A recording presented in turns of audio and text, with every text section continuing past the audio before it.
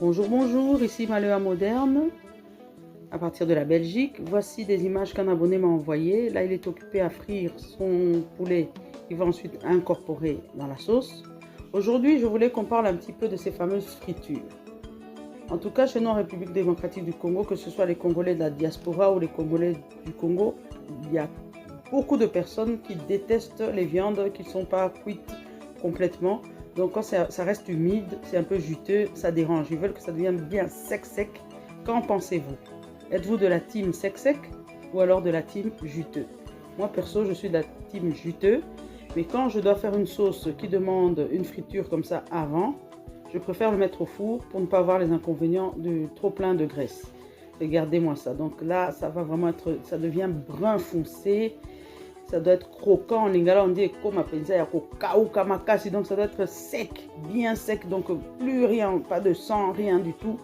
Côté sang, ils ont peut-être raison, mais quand même, c'est du carton ça. Qu'en pensez-vous? Dites-moi en commentaire ce que vous pensez de cette manière de frire exagérée. Donc parfois on peut même plus reconnaître si c'était du bœuf, si c'était du poulet, si c'était du porc. C'est tellement compliqué. Et si vous êtes originaire d'un autre pays d'Afrique, comment ça se passe chez vous? Quel type de cuisson vous préférez? Je vais profiter pour saluer deux personnes de mon entourage qui détestent quand c'est pas assez cuit.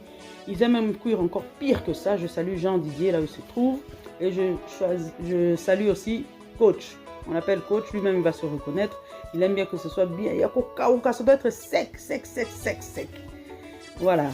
Si vous êtes nouveau sur ma chaîne, je vous propose de vous abonner si vous avez aimé ma vidéo. Laissez-moi un petit j'aime, un gentil commentaire et partagez, pourquoi pas. Donnez-moi de la force, encouragez. Là où c'est négatif, on va améliorer. Là où c'est positif, prenez ce qui est bon à prendre.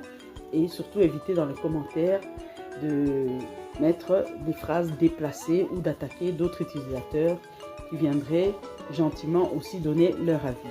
Voilà, bonne journée, à bientôt.